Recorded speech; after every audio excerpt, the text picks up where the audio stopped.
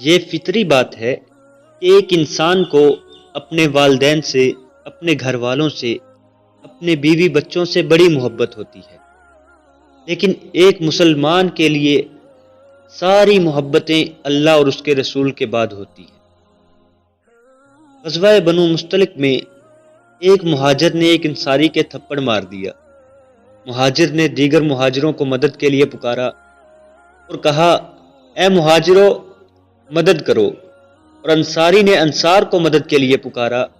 نبی صلی اللہ علیہ وسلم نے جب شور سنا تو فرمایا، یہ زمانہ جاہلیت کی طرح کیسی چیخ و پکار ہے؟ لوگوں نے بتایا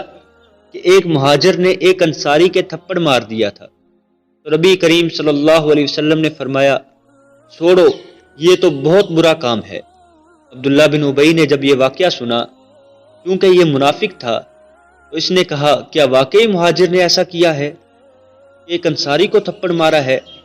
اب اگر ہم مدینہ پہنچے تو وہاں سے ہمارا عزت والا ذلیل کو نکال دے گا۔ اللہ رب العزت نے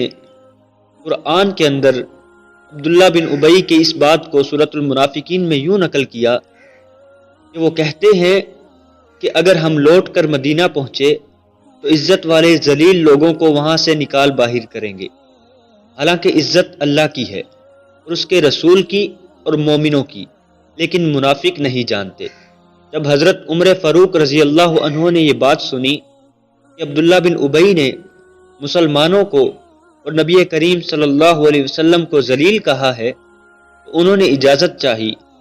اور کہا کہ اللہ کے رسول مجھے اجازت دیں، میں اس منافق کی گردن اڑا دوں۔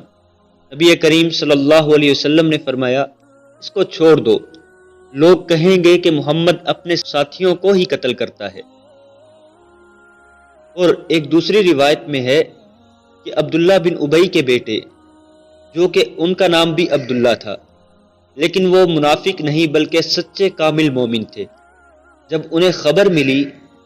کہ ان کے والد نے رسول اللہ صلی اللہ علیہ وسلم کے متعلق نازیبہ الفاظ استعمال کیے ہیں، اور رسول اللہ صلی اللہ علیہ وسلم کی خدمت میں حاضر ہوئے اور عرض کی، اللہ کے رسول مجھے یہ خبر ملی ہے، اور فرمایا کہ اللہ کے رسول آپ جانتے ہیں کہ سارے مدینے میں واحد انسان ہوں جو اپنے باپ کا احترام سب سے زیادہ کرتا ہوں،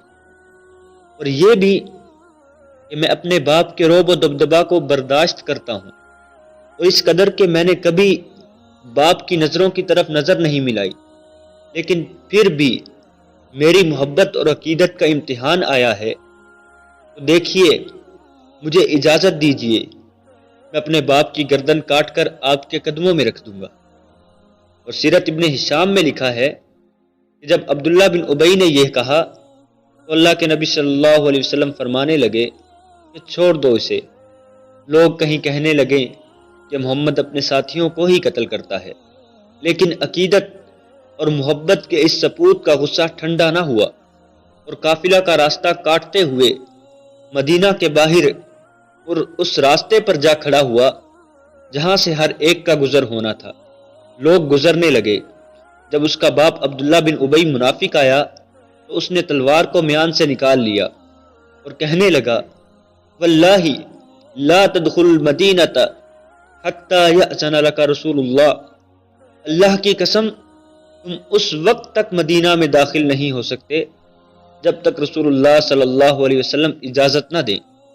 اور تم اس بات کا اقرار نہ کر لو کہ تم ذلیل ہو اور رسول اللہ صلی اللہ علیہ وسلم عزت والے ہیں۔ پھر رسول اللہ صلی اللہ علیہ وسلم نے عبداللہ کو حکم دیا کہ اے عبداللہ اپنے باپ کو معاف کر دو اور اسے جانے دو، تب جا کر کے اپنے والد کو گزرنے کا موقع دیا۔